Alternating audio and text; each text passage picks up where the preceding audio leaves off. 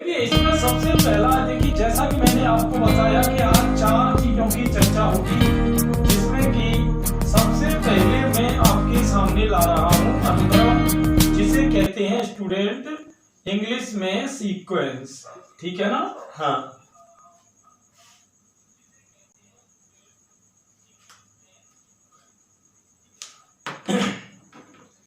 तो देखते हैं स्टूडेंट कि इसमें सीक्वेंस में क्या होता है। देखिए आपको जो वर्ड दिखाई दे रहा है स्टूडेंट, अनुक्रम। अनुक्रम यहाँ पर आप जानते हो 2 शब्दों से मिलकर बना है। अनु का मतलब होता है अनुमान, और क्रम का मतलब तो आप जानते ही हो, क्रम यानी आगे आने वाला सिस्टम। तो अनुक्रम है क्या चीज? अनुक्रम एक ऐसी व्यवस्था है अंकों की या अक्षरों की या संकेतों की, जिनमें कि आगे वाले क्रम का अनुमान लग जाए। यानी अगर आपको आगे आने वाले पद का पहले से अनुमान हो जाए तो उस क्रम को कहेंगे अनुक्रम। और अगर आप मान लो कुछ पदों को देखकर ये अंदाज नहीं लगा पा रहे हैं कि अगला पद क्या आएगा, तो ऐसे क्रम को अनुक्रम नहीं कहेंगे। क्लियर?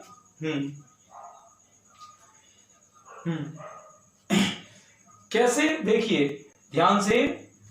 हाँ, सभी बच्चे वीडियो को लाइक भी कर दो बेटा, और जो भी प्रॉब्लम्स हो वो कमेंट भी करते रहें। ठीक है ना? हाँ,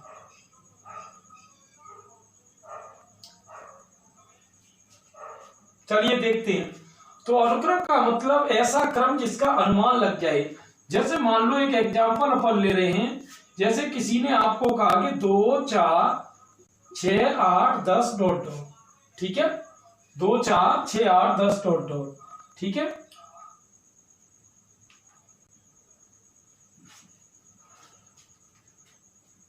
हाँ बेटा, एक सेकंड।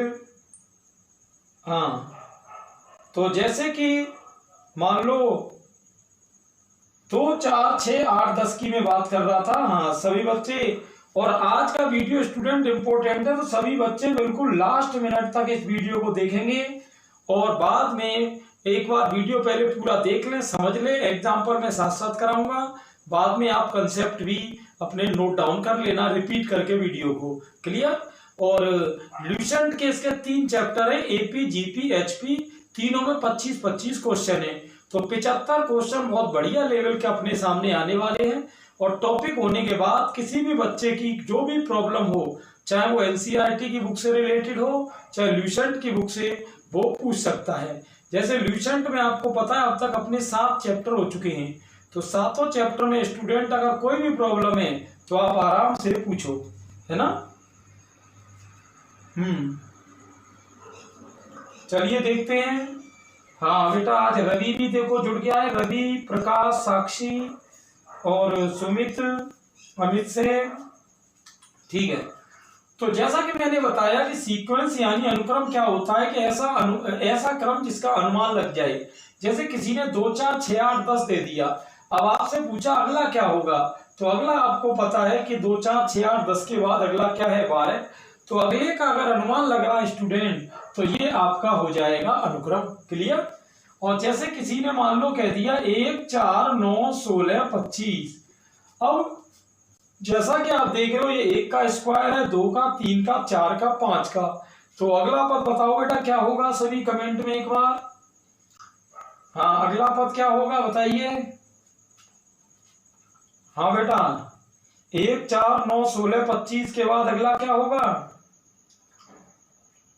हाँ, अरे बेटा कमेंट आंसर के बारे में दो, मैं जो पूछूं उसका आंसर बताओ एक बार।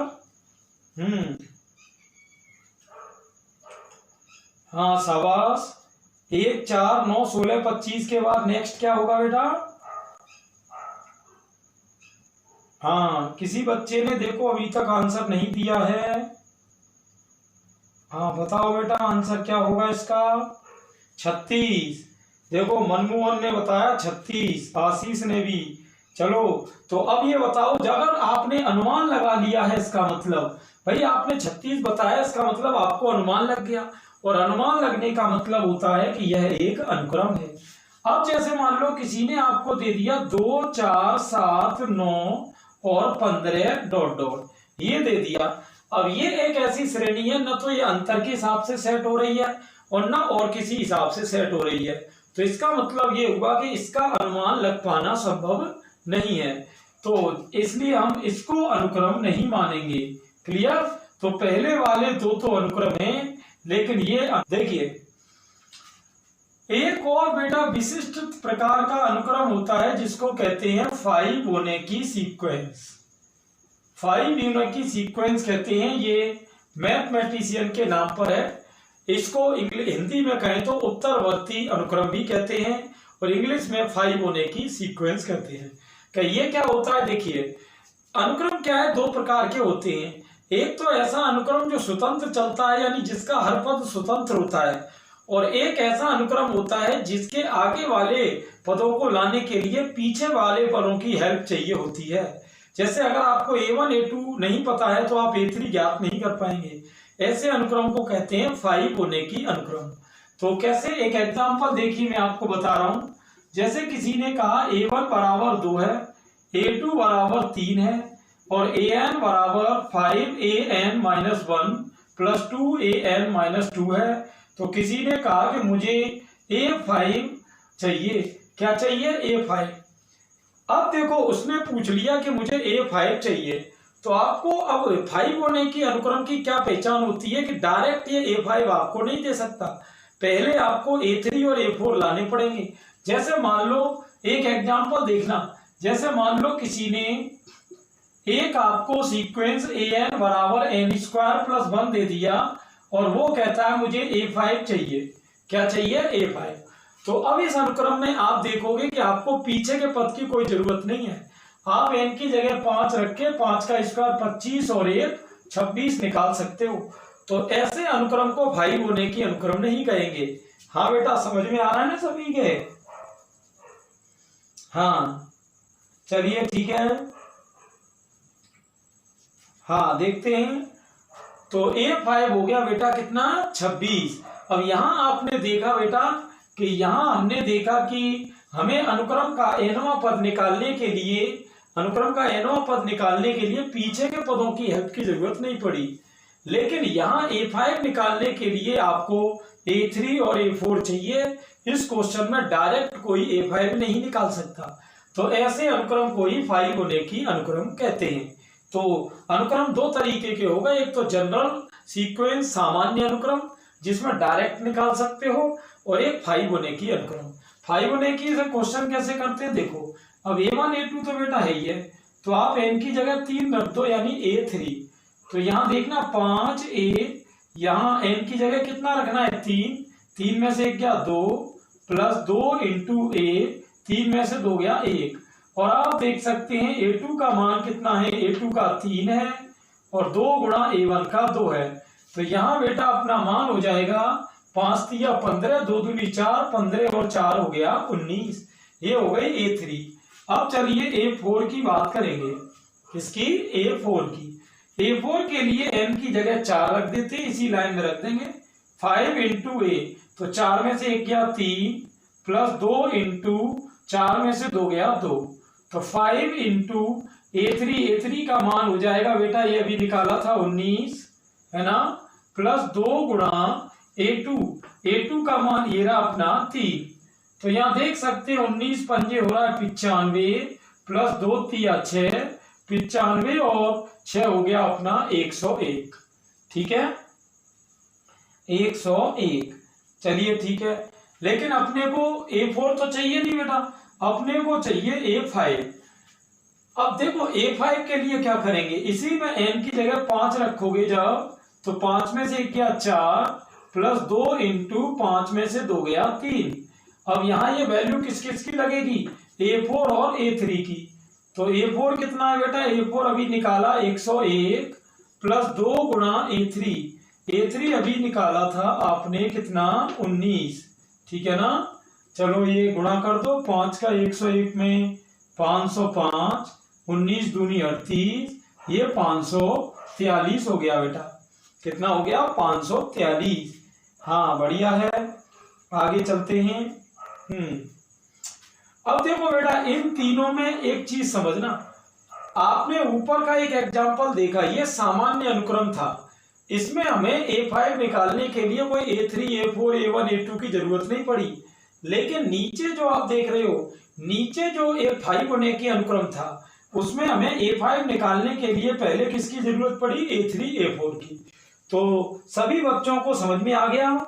सोमेश आई डोंट अंडरस्टैंड, अरे बेटा सुनो इधर, बिल्कुल आसान है ना, दोबारा समझ लो। सोमेश का वही आया है कि इनकी समझ में नहीं आया। देखो सोमेश, जो सामान्य अनुक्रम होता है उसमें तो क्या होता है कि जब nवां पद दिया होता है तो आप उससे डायरेक्ट कोई पद निकालते हो। जैसे A5 है तो n की जगह 5 रखा आपने, 5 का स्क्वायर 25 और 1 26 हो गया। लेकिन 5 होने की जो अनुक्रम होता है उसमें डायरेक्ट आप पद नहीं निकाल सकते। जैसे ये एक 5 होने की अनुक्रम था ये, अब इसमें n की जगह मान लो आपको जैसे A5 पूछी थी इसमें, तो इसमें A5 निकालने के लिए आपको पहले A3 और A4 निकालने पड़ेंगे। ये है बेसिक डिफरेंस, ठीक है ना बेटा। हाँ चलिए ठीक है, अब चलते हैं आगे। हाँ बेटा, अब चलते हैं, इसे डिनोट करते हैं AI से।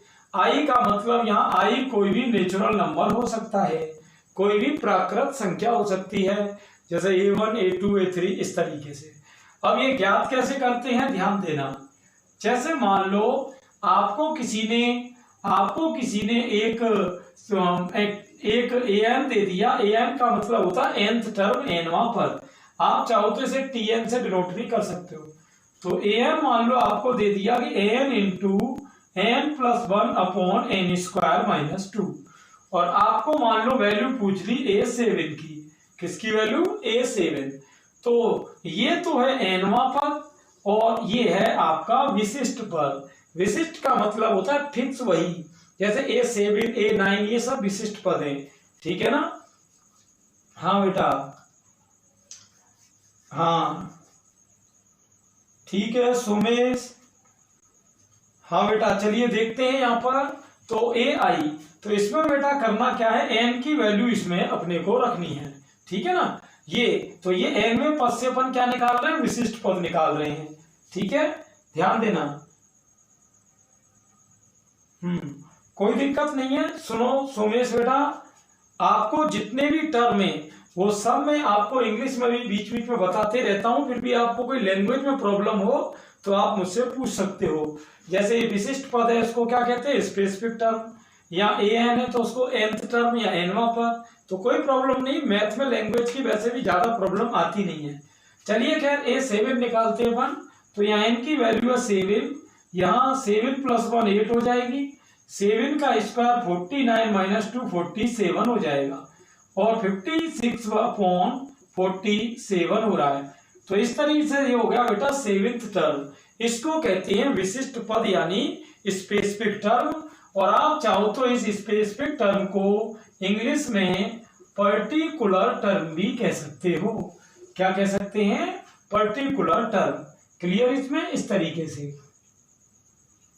हाँ बेटा आगे चलते हैं। तो ये था अनुक्रम का विशिष्ट पद।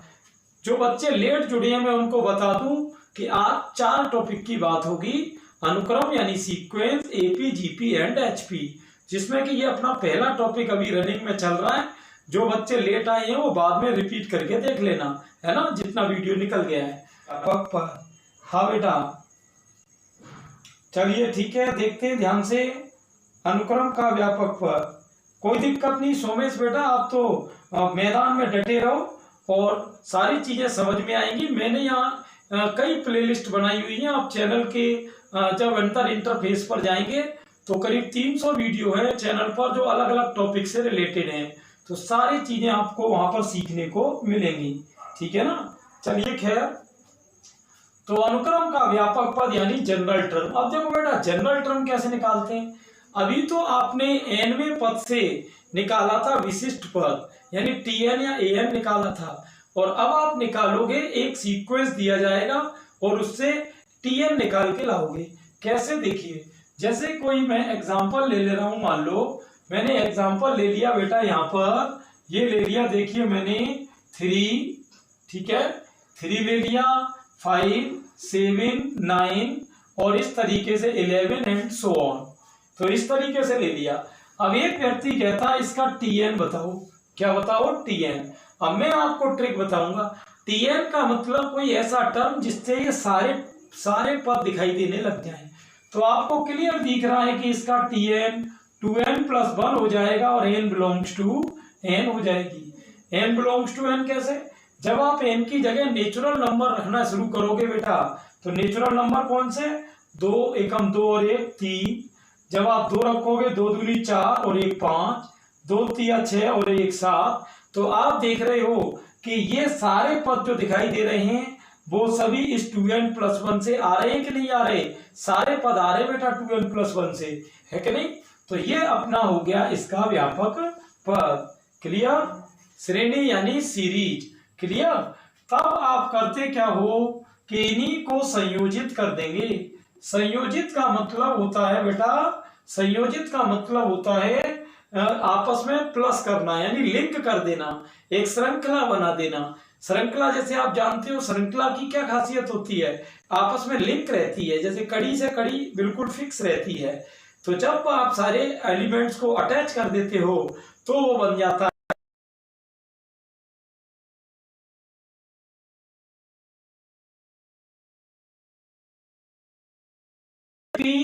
GP and HP. सभी को मैं एग्जाम्पल सहित समझाऊंगा, बिल्कुल थोड़ा ध्यान से देखना। ठीक है ना बेटा? हाँ ठीक है, ठीक। चलिए आगे देखते हैं। हाँ बेटा, चलिए। हाँ, क्या दिक्कत आ रही है रामेश्वर जी? चलिए कोई बात नहीं है, कोई भी वर्ड है तो आप आराम से इजीली मुझसे पूछ सकते हो, ऐसी कोई दिक्कत नहीं है। हाँ, तो अब हम सीक्वेंस के बाद यहाँ टॉपिक 2 इस वीडियो का स्टार्ट कर रहे हैं। टॉपिक 2 स्टूडेंट्स, जिसका नाम है अपना समांतर श्रेणी। क्या नाम है इसका? समांतर श्रेणी, जिसको कहते हैं स्टूडेंट अपन अर्थमेटिक सीरीज। क्या कहते हैं इसको? अर्थमेटिक सीरीज कहते हैं, या आप चाहो तो इसको अर्थमेटिक प्रोग्रेशन भी कहते हो, क्योंकि शॉर्ट में बुक्स में एपी लिखा रहता है, तो एपी से नहीं फिर कंफ्यूजन होगी। तो ये हो गया आपका अर्थमेटिक प्रोग्रेशन यानी एपी। अब 10th का जो बच्चा है उसके भी काम की चीज है, और 11th 12th आईआईटी एनडीए सब में इसका क्वेश्चन आता है। तो कंसेप्ट को पूरा डिटेल में समझेंगे, सारी चीजों को क्लियर धीरे धीरे करेंगे। ठीक है ना? हाँ बेटा, ठीक है ठीक है। हाँ देखो, तरुण ने कितनी बढ़िया एक डेफिनेशन दी है, Hindi plus English equal English. चलो कोई बात नहीं है, नए बच्चों को भी पता चल गया इस वर्ड का, बहुत बढ़िया है। आजकल क्या है कि ये पॉपुलर कंसेप्ट है इंग्लिश का। चलिए, क्योंकि इसमें दोनों का ही काम हो जाता है। ठीक है। हाँ तो बेटा, एपी की बात कर रहे हैं, अर्थमेटिक प्रोग्रेशन की। एपी क्या होती है? देखिए, पहले एपी होती क्या है कि जब श्रेणी के पदों में समान अंतर होता है। कैसा अंतर होता है स्टूडेंट? समान अंतर होता है। तो ऐसी प्रोग्रेशन को, ऐसी श्रेणी को क्या कहेंगे? एपी यानी समांतर श्रेणी। ठीक है ना? इस तरह से कैसे? देखिए, जैसे कि मान लो आपसे कहा किसी ने 5, 10, 15, 25, 30, 35, इस तरह से। तो आप देख रहे हो ये एक ऐसी प्रोग्रेशन है जिसमें कि प्रोग्रेशन का मतलब होता है प्रोग्रेसिव, यानी उत्तरोत्तर श्रेणी। उत्तरोत्तर का मतलब होता है जिसमें पद आगे जैसे इंक्रीज होते जाएं किसी बेस पे। तो इस तरह से 5, 10, 15, 25 है, इसीलिए इसको प्रोग्रेशन कहते हैं। प्रोग्रेशन वर्ड बना है प्रोग्रेस से, यानी प्रगति से, आगे मतलब उसकी प्रोग्रेस हो रही है। आप देख रहे हो इन सभी पदों में डिफरेंस सेम आ रहा है, तो डिफरेंस सेम आए स्टूडेंट, तो उसको अपन कहते हैं एपी। ठीक है ना बेटा? चलिए।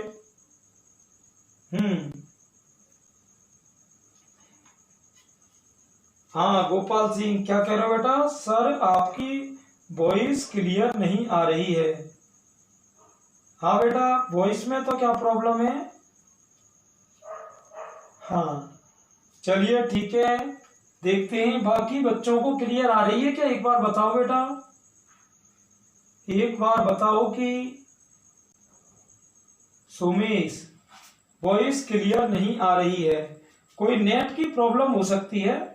बाकी और बच्चे बताओ एक बार बेटा, बिल्कुल क्लियर आ रही है क्या? चलिए खैर आगे देखते हैं। तो ये थी अपनी अर्थमेटिक प्रोग्रेशन बेटा, डेफिनेशन। अब इसकी मैं आगे आपको बात बताता हूं। अभी तो मैंने बात करी थी केवल बेटा इसकी पहचान की। तो पहचान सेम हो गई, डिफरेंस सेम होगा, यानी सभी टर्म्स में डिफरेंस सेम होगा, यानी पदों का अंतर समान होगा। ठीक है, ये तो हुई समांतर श्रेणी की पहचान। अब इसका देखिए जो मानक रूप होता है, श्रेणी का जो मानक रूप होता है जिसको कहते हैं स्टैंडर्ड फॉर्म, ये बेटा होता है ए प्लस डी, ए प्लस 2d, ए प्लस 3d, और इस तरीके से आगे एंड सो ऑन, आगे चलते जाओ। तो आप देख सकते हो ये है श्रेणी का पहला पद जिसे T1 कहते हैं, फर्स्ट टर्म। ये आपका सेकंड टर्म हो गया, ये आपका थर्ड टर्म हो गया, एंड ये हो गया आपका फोर्थ टर्म। तो इस तरीके से आगे सीरीज अपनी चलती जाती है। अब आप कहोगे ये ए और डी क्या है? ए बेटा होता है फर्स्ट टर्म यानी पहला पद, ठीक है। डी आपका होता है कॉमन डिफरेंस,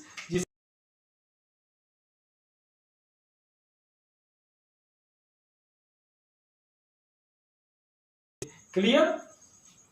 और इसका जो लास्ट टर्म होता है, अब इसमें देखो स्टूडेंट्स क्या है, इसमें जैसे मान लो लास्ट टर्म, जैसे अगर आपका प्रारंभ से एनवां पद पूछा जाए, प्रारंभ से एनवें पद का मतलब है nth टर्म फ्रॉम स्टार्टिंग, यानी लेफ्ट टू राइट। जैसे ए से जेड की तरफ इंग्लिश अल्फाबेट होते, तो मान लो ए से कोई पूछ रहा है कि फोर्थ क्या होगा, इसको कहते हैं लेफ्ट टू राइट। तो प्रारंभ से एनवां पद पूछा जाए तो ये Tn इक्वल बेटा होता है a plus n minus 1 into D. Clear? हाँ शाबाश। देखो, और अगर यही स्टूडेंट अंत से पूछा जाए, अंत से एनवां पद, अंत से एनवें पद का मतलब होता है कि nth टर्म फ्रॉम लास्ट। जैसे ए से जेड तक अल्फाबेट है, तो जेड की तरफ से मान लो किसी ने 7वां पूछ लिया, इस तरीके से। तो इसका formula Tn equal L minus n minus 1 into D हो जाता है। ठीक है ना? हाँ बढ़िया। चलिए हाँ आगे देखते हैं। तो ये दोनों का मैं आपको एक एक एग्जांपल बता दे रहा हूं। एक तो nth टर्म फ्रॉम स्टार्टिंग, और दूसरा अपन देखेंगे nth टर्म फ्रॉम लास्ट। ठीक है, चलिए देखते हैं क्या क्या सिस्टम रहेगा बेटा यहाँ पर। तो nth term from starting and nth term for last. जैसे कि मान लो एक एग्जांपल है, किसी ने यहां पर दे दिया आपको 2, 5, 8, 11 डॉट डॉट। अब वो कह रहा है कि प्रारंभ से मुझे आपको 13वां पद निकाल के देना है। क्या निकाल के देना है? 13वां पद प्रारंभ से, इस श्रेणी का प्रारंभ से 13वां पद। यहां पर ये ध्यान रहे स्टूडेंट, कभी भी केवल इतना ही लिखा हो कि T13 क्या निकालो, तो वहां प्रारंभ से का मतलब T13 का मतलब प्रारंभ से ही है। ठीक है, हमेशा ध्यान रखना कोई भी टर्म हमेशा एक कम करके लेते हैं। जैसे 13वां पद है तो 13 टर्म है, तो वो आपका कैसे हो जाएगा? a प्लस 12d हो जाएगा। अब आप कहोगे कि a और d सर कहां से लाएंगे? वो इसी में से लाएंगे। जैसे a आपका कितना है? 2, और d 5 में से 2 जाएगा 3, तो ये वैल्यू याद रख दो। a की जगह 2, 12 इंटू डी की जगह 3, तो 2 प्लस 12 का 3 में 36, और 2 हो गया 38।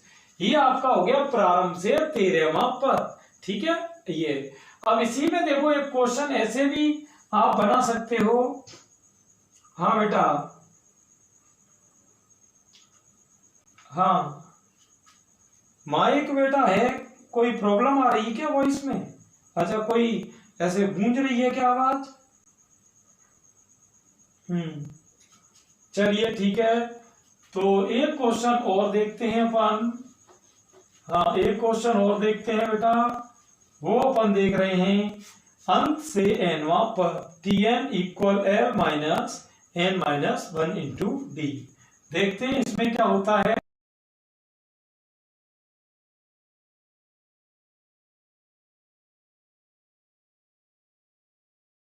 तो डॉट 625। अब मान लो एक व्यक्ति कहता है कि मुझे चाहिए अंत से सातवां पद, यानी 7th टर्म फ्रॉम लास्ट। हाँ, 7th टर्म फ्रॉम लास्ट। हाँ बेटा तरुण सर, वॉइस नहीं आ रही है ठीक से। क्या प्रॉब्लम आ रही है बेटा वॉइस में तरुण? ऐसे आवाज गूंज रही है क्या दिक्कत है? मैं चेक करता हूं एक बार।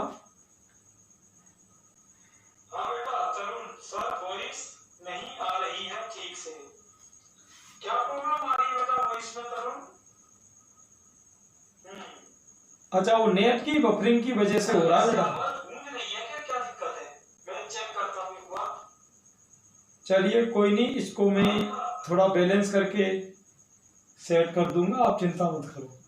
हाँ, तो अंत से सातवां पद, इसमें क्या है बेटा, ए आपको दिया है 5, 10 में से 5 माइनस होगा डी आपका 5, जो लास्ट टर्म है वो आपका एल हो जाएगा, एल।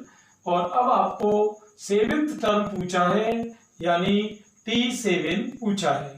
ठीक है, अंत से nवें पद में होता क्या है बेटा, Tn का फॉर्मूला मैंने आपको अभी बताया था नीचे, है ना। नीचे Tn का क्या बताया था, L minus n minus 1 into D. तो Tn की जगह 7 है, L कितना है बेटा, L है 625 माइनस n कितना है, n है 7 माइनस 1 इंटू डी की जगह 5। तो 625 माइनस 7 में से क्या 6, 6 पंजे 30। और आप देख रहे हो इसको मैं घटाऊंगा तो 595 हो जाएंगे। ठीक है ना, इस तरह से। हाँ, 595 हो जाएंगे। ये ऐसा हो सकता है कि मैं फास्ट बोल रहा हूं इसलिए हो सकता है ना।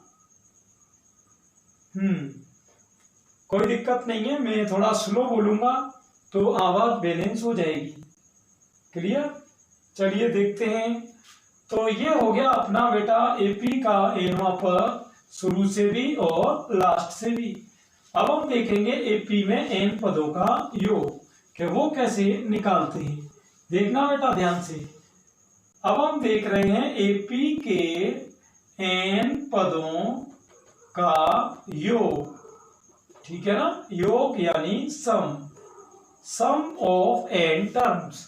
तो सम ऑफ एन टर्म्स की वजह से इसको एस एन या एस से डिनोट करते हैं, एस एन या एस से। ठीक है, देखते हैं। तो एस एन का फॉर्मूला होता है, हाँ बेटा, और देखो कल संडे है बेटा तो कोई चिंता की बात है नहीं, आप आराम से मैदान में टिका करो थोड़ा सा। जब आप लंबी क्लास लगेगी तभी स्टूडेंट को ही फायदा होगा। छोटी क्लास में तो आपको पता ही है कि इतने कंसेप्ट ही नहीं हो पाते हैं।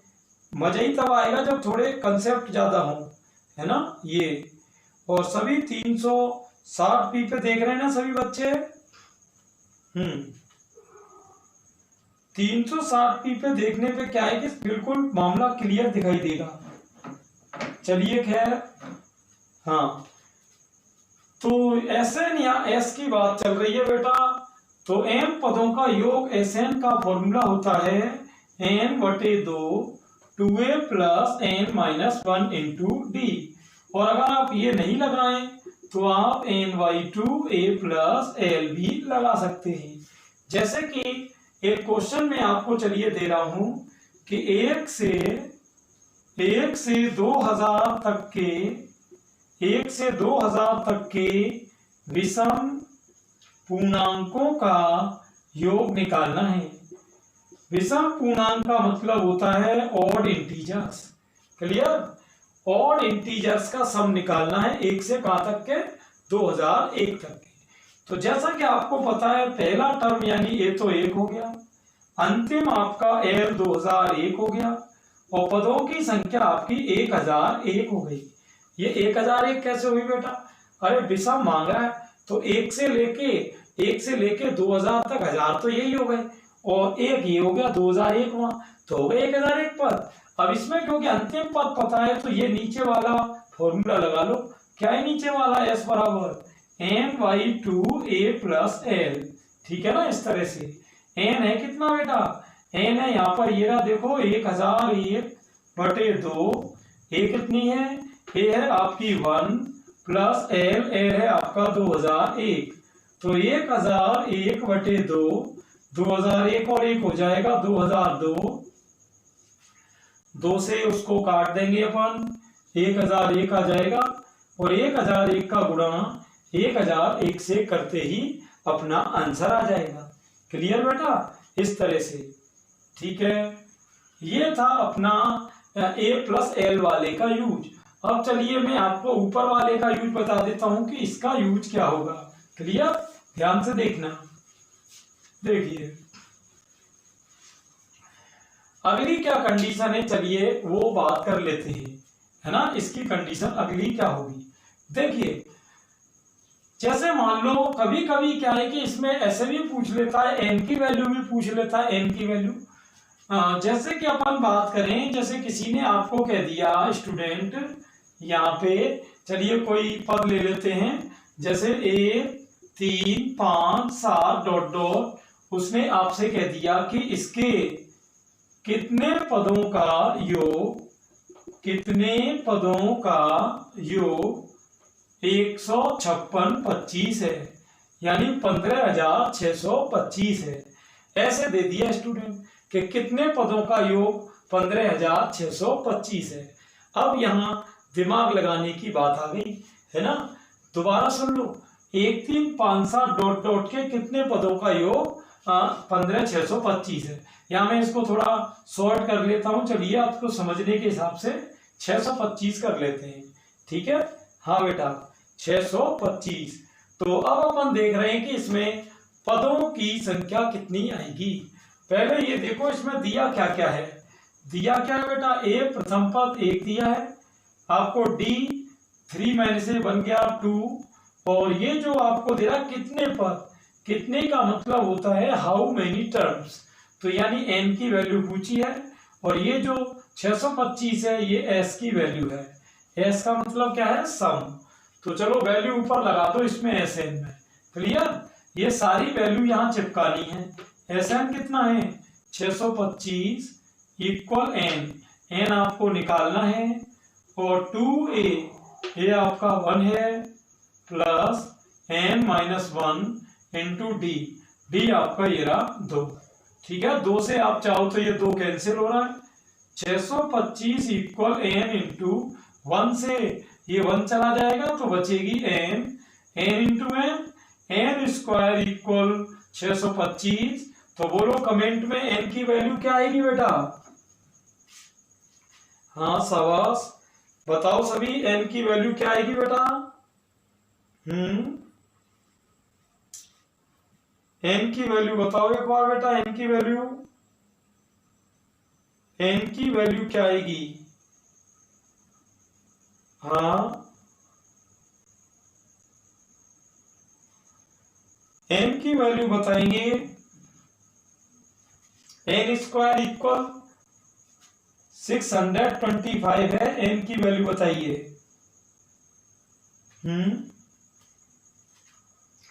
हाँ n की वैल्यू क्या होगी? 625 है तो n की वैल्यू होगी 25। क्या होगी? देखो तरुण ने एक बहुत ही अच्छी बात कही है बेटा कि सारे बच्चे इंग्लिश भी इंप्रूव करो। बहुत ही बढ़िया स्टेटमेंट है, क्योंकि जब हम एनडीए में एसएसबी इंटरव्यू के लिए जाते हैं, या एयरफोर्स में जीडी के लिए जाते हैं, या अपन AA में जो है इंग्लिश प्रोनाउंसिएशन का टेस्ट होता है उसमें जाते हैं, तो वहां पर इंग्लिश एक मेजर रोल करती है। और होता कुछ नहीं है कि इंट्रो वगैरह ही देना होता है और एक छोटा सा आर्टिकल देना होता है, लेकिन एक इंग्लिश का प्रोनाउंसिएशन सही नहीं होने की वजह से या जनरल में अपन इंग्लिश यूज नहीं करते हैं तो इसलिए स्टूडेंट वहाँ रिटन तो निकाल देते हैं, लेकिन एसएसबी जीडी या प्रोनाउंसिएशन में वहाँ मात खा जाते हैं। तो इसलिए अपने को थोड़ा थोड़ा, ज़्यादा भी नहीं तो आपस में भी जैसे बात करो आप, तो ज़्यादा नहीं तो पहले जैसे हर सेंटेंस में एक आध वर्ड इंग्लिश बोलने की कोशिश करो, फिर धीरे धीरे आप देखोगे कि आप आधा सेंटेंस इंग्लिश का बोलने लग जाओगे, है ना। तो धीरे धीरे अपने को ये हैबिट भी डालनी है ना। जैसे कि हाँ, शाबाश बेटा गोपाल सिंह, हाँ बेटा, चलिए ठीक है। विजयपाल, बाकी बच्चों को भी बेटा सबको शेयर कर दो वीडियो, जो अपने बच्चे हैं सभी एपी की बात करेंगे।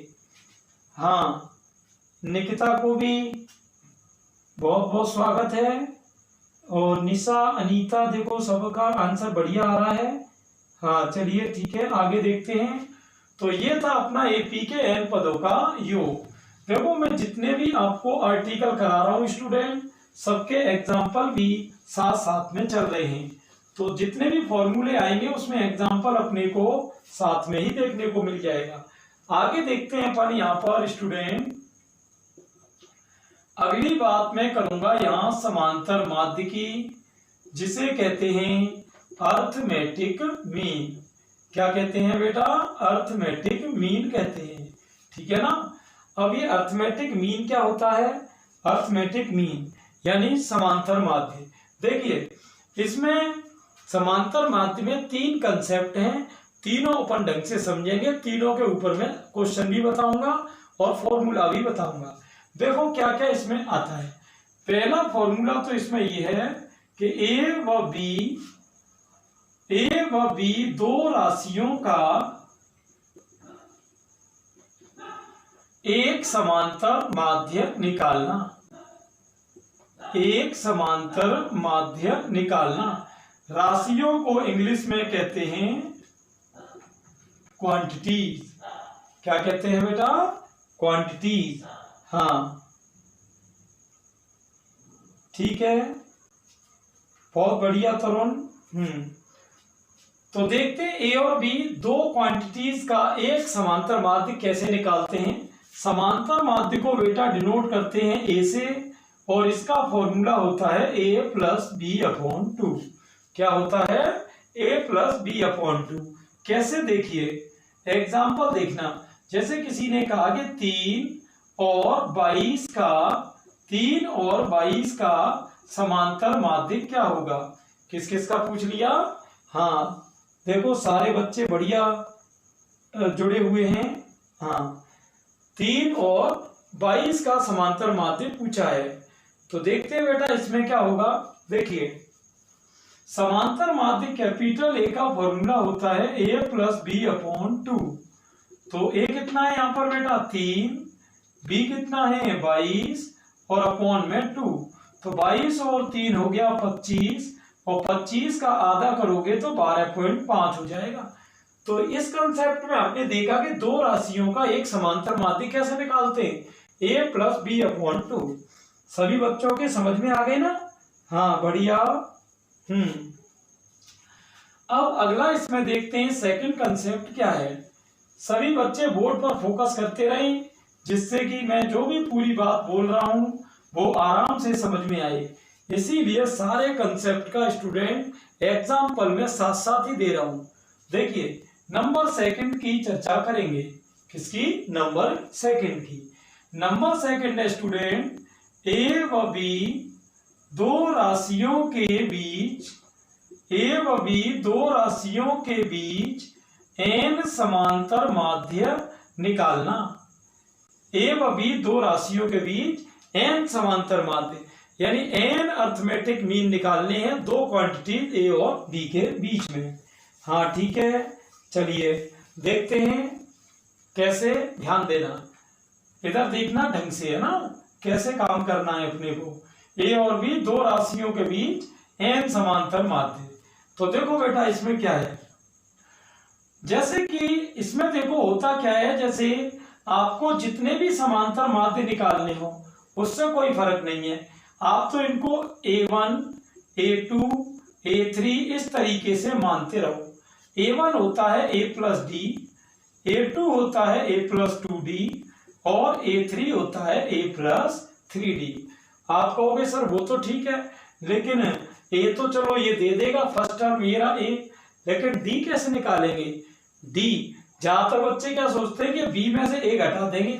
अरे भाई A और B कोई लगातार पद थोड़ी है, A और B के बीच में तो बहुत सारे टर्म्स हैं, तो A में से B माइनस होकर D नहीं निकलेगा। D निकालने के लिए आपको B minus A upon n plus 1 करना है। क्लियर? D निकालने के लिए, और फिर आपको जितने भी समांतर मार्ग चाहिए 20, 50, 10, 3 सारे आ जाएंगे, है ना। हाँ बेटा, चलिए देखते हैं। हाँ तो क्वेश्चन देखते हैं। यहाँ पर क्वेश्चन क्या है, जैसे मान लो किसी ने आपको दे दिया कि 5 और 625 के बीच में 3 समांतर माध्य पद क्या होंगे। यानी 3 अर्थमेटिक मीन निकालने हैं। किन किन के बीच में?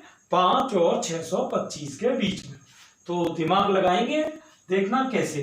सबसे पहला काम है बेटा A और D का, फिर आपको 3, 4, 10 जितने भी चाहिए वो सब मिलते रहेंगे। हाँ बेटा, चलिए देखते हैं। तो यहां सबसे पहले A कितना है? 5, ये होता है B 625, और यहाँ एक D निकालते हैं जो B minus A upon n plus 1 से आता है, B माइनस A। तो B कितना है स्टूडेंट? B है येरा 625 माइनस A कितना है? 5 बटे में कह रहा है n प्लस 1। तो n कितना है? 3 और 1 4। तो 625 में से 5 गया 620, 4 का भाग दे देंगे तो ये आपका हो जाएगा 4 से 154। ये किसकी वैल्यू आ गई बेटा? D की वैल्यू आ गई 154। अब आप ये देखो कि हाँ बढ़िया, चलिए ठीक है, आगे देखते हैं। तो 154 किसकी वैल्यू आ गई बेटा? D की। अब आपको क्या निकालना है? आपको ये 3 निकालने, A1, A2, A3। तो A1 का मान होता है बेटा A प्लस D, A2 का मान होता है A प्लस 2D, और A3 का मान होता है A प्लस 3D। ठीक है ना? A1, A2, A3। ठीक है, चलिए अब इसमें ये वैल्यू लगाते जाओ सारी। A कितना है? 5, D 154, लो 159, कि ये क्या निकला? 159। ये हो गया बेटा पहला समांतर माध्य। ऐसे ही A और D के मान आप इसमें जमा दोगे तो वो आ जाएंगे। तो आपने देखा समांतर माध्य के पहले कंसेप्ट में तो मैंने 2 राशियों के बीच में एक बताया था, उसका क्या फॉर्मूला था? A plus B upon 2। और इसमें अपन ने A और B 2 राशियों के बीच में n समांतर माध्य ज्ञात किया है, n। चलिए आगे देख लेते हैं। हाँ चलिए आगे देख लेते हैं बेटा, नंबर 3 की बात करेंगे। सभी बच्चे बेटा वीडियो में लास्ट तक बने रहो, कोई बच्चा बीच में वीडियो नहीं छोड़े, जिससे पूरा कंसेप्ट उसकी समझ में आए, और ध्यान से सामने देखें, सारी चीजें समझ में आएगी। चलिए आगे देख लेते हैं। जैसा कि सभी बच्चों को पता है, ल्यूसेंट का चैप्टर नंबर 7 ये चल रहा है। इसमें हम पूरे कंसेप्ट को कर रहे हैं। इसमें मैंने बताया था 4 टॉपिक हैं। एक तो है आपका अनुक्रम, और एक है एपी, एक जीपी और एचपी। तो आज अपने को बात करनी है अनुक्रम और एपी की। तो एपी पूरी अभी कंप्लीट होगी। सारे आप देख रहे हो एग्जाम्पल में कराते जा रहा हूं। बाद में आपको दिक्कत भी आए तो रिपीट में आप बाद में एक बार देख लेना, पूरी एपी लाइफ टाइम के लिए क्लियर हो जाएगी। ठीक है ना? हाँ चलिए देखते हैं। तीसरा हमारा कंसेप्ट होता है बेटा कि a b c dot dot n राशियों का एक समांतर माध्य निकालना, है ना। यानी चाहे जितनी भी क्वांटिटीज हो उनका एक अर्थमेटिक मीन कैसे निकालेंगे। जैसे आपको 10 दे दी लेकिन अर्थमेटिक मीन 1 चाहिए। अभी तो क्या था, 2 दी थी, उनके बीच में आपको कई निकालने थे, अब कई दी जाएंगे, उनका एक निकालना है। उसका फॉर्मूला बेटा होता है अपना x bar equal sigma x upon n. ये बिल्कुल 10th लेवल का फॉर्मूला है, कोई खास बात नहीं है। चलिए ठीक है रवि, देखो हाँ आंसर देते जाओ बेटा, क्वेश्चन मैं ला रहा हूं। अब इसको देखो निकालेंगे कैसे। जैसे कि मान लो किसी ने आपको दे दिया, मान लो कि कोई क्वेश्चन दे दिया उसने आपको कि 2, 7, 9, 14, 21 कि इन 5 राशियों का समांतर माध्य निकालना है। कितनी राशियों का? 5 राशियों का। तो 5 राशियों का जब आप निकालोगे तो एक्स बार बराबर सिग्मा एक्स बटे एन हो जाएगा। तो सिग्मा एक्स कितना है इनका टोटल, तो 2 और 7 9, 9 और 9 18, 18 और 14 हो जाएगा 32, 32 और 21 जोड़ेंगे तो ये हो जाएगा 53।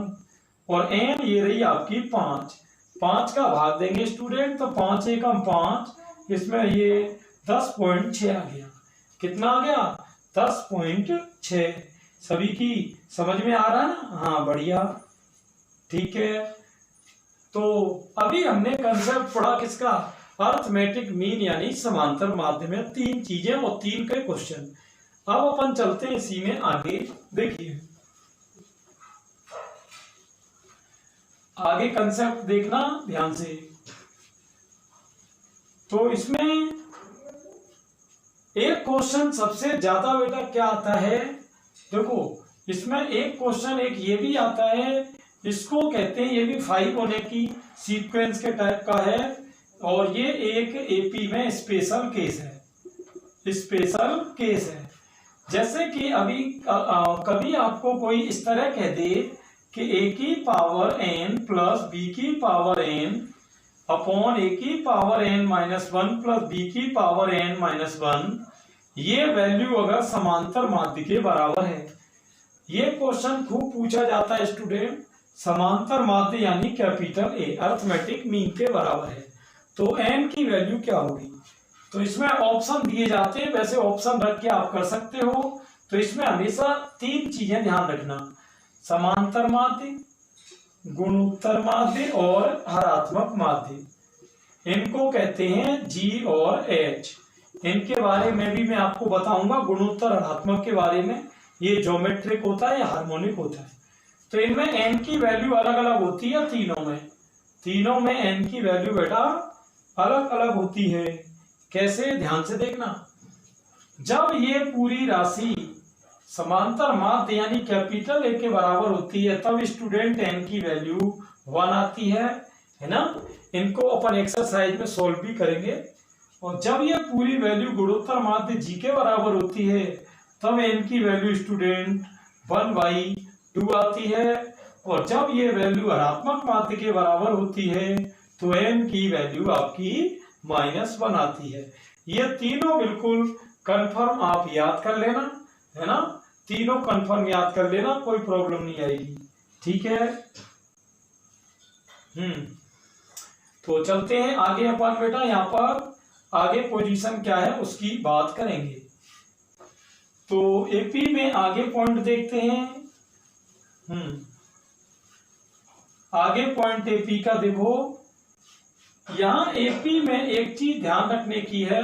देखो क्या कि एपी में कभी भी 3 संख्याएं लेनी हो, एपी में कभी भी 3 संख्याएं लेनी हो। कितनी बेटा?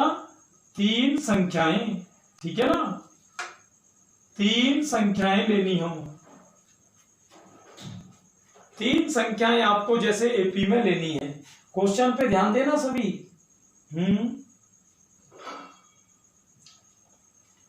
हाँ ये तो है बेटा। अब लेकिन ये बच्चे ज्वाइन तो करते हैं, बीच में फिर टिकते कम है। ये है तरुण, ये कंसेप्ट जो है थोड़ा सा बढ़िया चल रहा है, लेकिन क्या है कि अब ये रेगुलर देखेंगे तो अपने आप इनको जुड़ने का रहेगा। अरे बेटा अभिषेक, आपने बहुत लेट ज्वाइन किया, क्या बात है आज?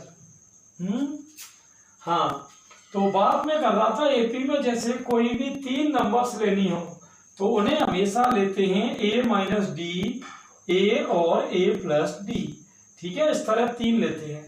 जैसे क्वेश्चन देखना ये कैसे ट्रिक ये कैसे काम करेगी, एक मैं एग्जांपल से आपको पूरा समझा दे रहा हूं। देखिए, जैसे मान लो किसी ने ये कहा कि एपी की 3 संख्याओं का एपी की 3 संख्याओं का योग माना कि 18 है और उसने कह दिया कि उनका गुणनफल, उनका योग तो है 18 और उनका गुणनफल है स्टूडेंट यहां पर मान लो 196 है। कितना है? 196 है। और अब वो अपने से पूछ रहा है यहां पर, ये सॉरी 192 है। तो ये पूछ रहा है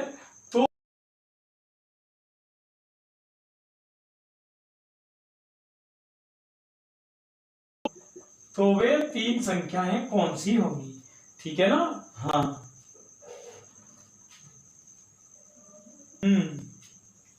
हाँ देखो, तरुण ने बताया a minus d, a and a plus d. Gopal Singh, sir कल कब लोगे लाइव क्लास? कल 8 बजे लेंगे। व्हाट्सएप पे आपको नोटिफिकेशन मिल जाएगा।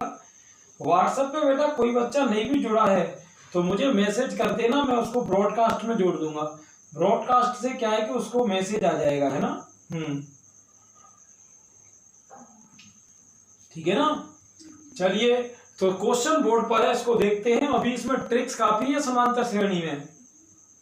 ये एपी तो कम से कम आज ही अपने को कवर करनी है, कल जीपी और एचपी करा दूंगा आपको, है ना? फिर क्या है कि डेली क्वेश्चन स्टार्ट हो जाएंगे अपने।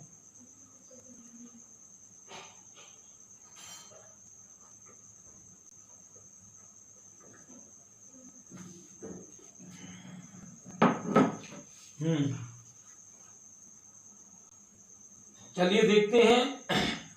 हाँ, तो ये क्वेश्चन आपका आ गया बेटा। सामने देखो, जब 3 नंबर लेनी हो तो उन्हें हमेशा ए माइनस डी, ए और ए प्लस डी लेते हैं। ठीक है ना? अब जैसा कि यहां वो कह रहा है योग 18 है, तो योग का मतलब हो गया कि इन तीनों का योग हो जाएगा आपका 18। डी कैंसिल कर देंगे तो ए और ए, ये हो गया 3a इक्वल 18। 3 से आपका 6 बार कटेगा। देखो, इसको इसीलिए स्टूडेंट ए माइनस डी, ए और ए प्लस डी दिया था, वरना अपन मानक रूप के हिसाब से ए प्लस डी और ए प्लस 2d भी ले सकते थे, लेकिन इसे कैंसिल नहीं होती। फिर थोड़ा कैलकुलेशन, देखो हो तो इससे भी जाता, लेकिन कैलकुलेशन थोड़ी सी हार्ड पड़ती है ना। अब एक शर्त और भी दे रहा है, ये देखिए ये कि गुणनफल कितना है। गुणनफल कह रहा है 192 है, तो गुणनफल होता है ए minus D into a plus D. ये आपका है 192। तो ए कितना निकला? 6। ये मान लगा दो इसमें, 6 minus D into 6 plus D बराबर 192। 6 से आप इसे काट सकते हो। ये आपका कितनी बार कट रहा है स्टूडेंट? 32 बार। और a minus b into a plus b से करोगे तो a square minus b square हो जाएगा। तो 6 का स्क्वायर 36 माइनस डी स्क्वायर बराबर 32। डी बराबर यहाँ प्लस माइनस 2 आएगी। अब ये a और ये d की वैल्यू आपको इन तीनों में रख दोगे, तीनों संख्याएं आपको प्राप्त हो जाएंगी। ठीक है ना? तीनों संख्याएं प्राप्त हो जाएंगी। आगे देखते हैं। हाँ बेटा, क्या हो गया? गोपाल सिंह, सुमित नाम तो, हाँ एचपी भी है क्या? हाँ बेटा, निशा ने पूछा एचपी भी है क्या? एचपी भी होती है बेटा, इसको कहते हैं हार्मोनिकल प्रोग्रेशन यानी हरात्मक श्रेणी। इसकी भी बात करेंगे अपन। चलिए ठीक है। ये अभी आपने देखा कि एपी में 3 संख्याएं हों तो अपन उन्हें ए माइनस डी, ए और ए प्लस डी लेते हैं।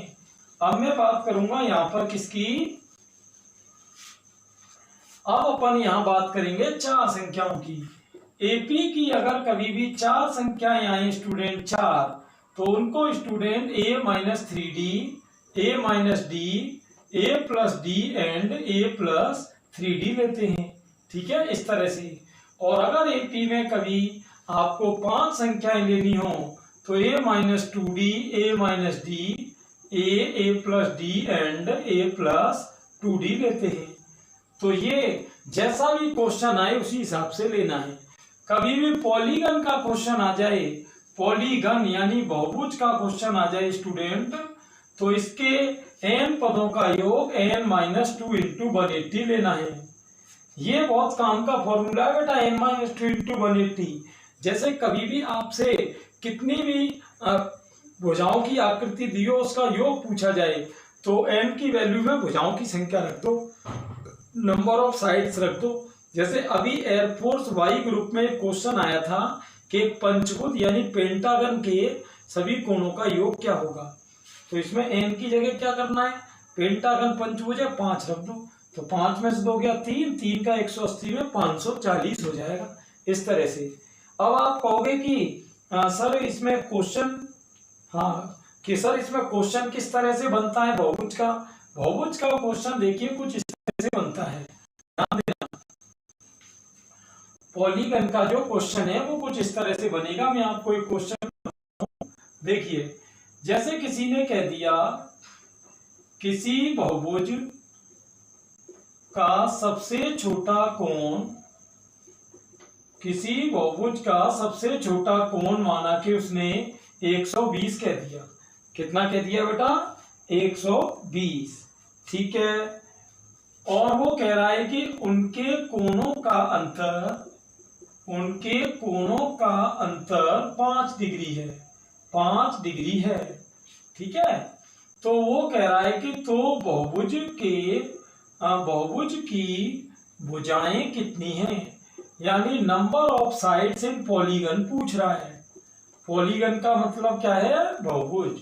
अब ये देखो ये क्वेश्चन आ गया और अब ये मैं आपको बताऊंगा कैसे अब काम करेगा। हाँ बढ़िया, आशीष ने देखो बढ़िया आंसर दिया है।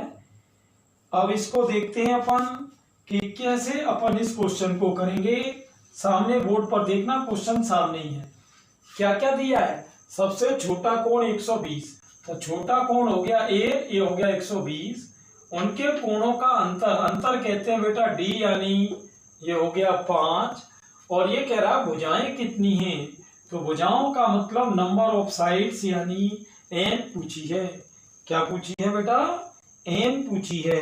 बढ़िया, देखते हैं, ध्यान से देखना। फॉर्मूला लगा दो इसमें, Sn 2a plus n minus 1 into D. ये किसका फॉर्मूला हो गया बेटा, Sn का। तो Sn की वैल्यू कितनी है, Sn की वैल्यू अभी मैंने बताई थी, बहुभुज के कोणों का योग n माइनस 2 इंटू 180 होता है, n by 2, 2a plus n minus 1। ए कितना है, ए आपका 120 है, तो 120 दूनी आप चाहो तो डायरेक्ट ही यहाँ 240 कर दो। और डी कितना है, डी 5 है, 2 का ये क्रॉस गुणा हो जाएगा, तो 2 का 180 में 360, 360 का गुणा अंदर ब्रैकेट के करेंगे, 360 n माइनस 720 n इंटू अंदर देखना यहाँ पर 5 का गुणा n में 5n और 5 एकम 5, 240 में से 5 गया, बचा 235। अब ये देखना बेटा, ये तो आपका चल ही रहा है, n का अंदर गुणा कर दो, 5n स्क्वायर माइनस ये n का इसमें करोगे 235n। अब इन्हें सबको एक तरफ लेके बनाएंगे द्विघात समीकरण। हाँ क्या बनाएंगे बेटा, द्विघात समीकरण। हाँ तरुण कह रहा है कि सर एप्लीकेशन ऑफ डेरिवेटिव कब बताओगे, जब बेटा ल्यूसेंट में इसका नंबर आएगा। आप ल्यूसेंट के क्रम से मिला लो, बस आपको आंसर मिल जाएगा, है ना, ल्यूसेंट में जब इसका आएगा। हाँ चलिए देखते हैं, ये दोनों मान उधर ले चलो, 5n स्क्वायर माइनस 235 है, ये 360 उधर जाएगा माइनस का, और ये 720 उधर जाएगा प्लस का। तो 5n स्क्वायर 235 और ये जुड़ जाएगा बेटा 595n प्लस 720, 5 का भाग लगा दो, n स्क्वायर माइनस ये आपका 5 एकम 5, 5 एकम 5 बची 4 और ये 119 हो गया, 5 का इसमें भी लगाओगे, ये आपका 5 का भाग लगाओगे, 5 एकम 5 बची 2, ये आपका 144 हो गया। ये कुछ इस तरह की कहानी हो गई। ठीक है ना स्टूडेंट। यहाँ दोबारा देख लो, दोबारा यहाँ पर किसी की कोई प्रॉब्लम तो नहीं आ रही अब तक? हाँ बेटा, n इक्वल 9 आएगा, n इक्वल 9। देखते हैं यहाँ पर अब तक किसी की कोई प्रॉब्लम तो नहीं आ रही बेटा? प्रॉब्लम तो नहीं आ रही है। दोबारा कैलकुलेशन देख लें।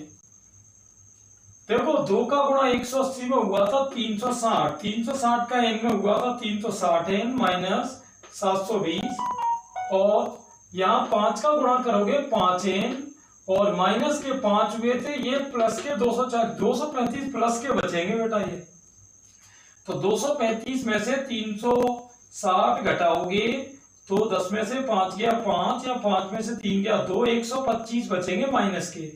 और फिर आप 5 का जब भाग दोगे तो 25 आएंगे। अब देखो 144 के ऐसे गुणनखंड करने हैं कि जोड़ने से 25 आ जाए, फैक्टर हो जाएंगे 16 और 9 हो जाएंगे। तो n की वैल्यू आ गई 16 और 9। हाँ क्या हुआ बेटा? कौन है एसपी? एसपी का मतलब क्या है?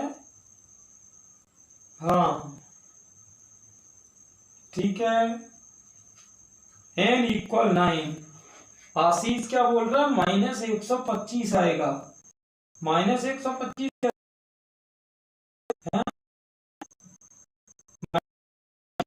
आएगा। ठीक है, तो ये था बेटा आज का अपना वीडियो, जिसमें कि मैंने बात करी अनुक्रम और एपी की। अनुक्रम और एपी यानी समांतर श्रेणी। कल लाइव सेशन होगा बिल्कुल एग्जैक्ट 8 बजे, आपके पास नोटिफिकेशन पहुंच जाएगा।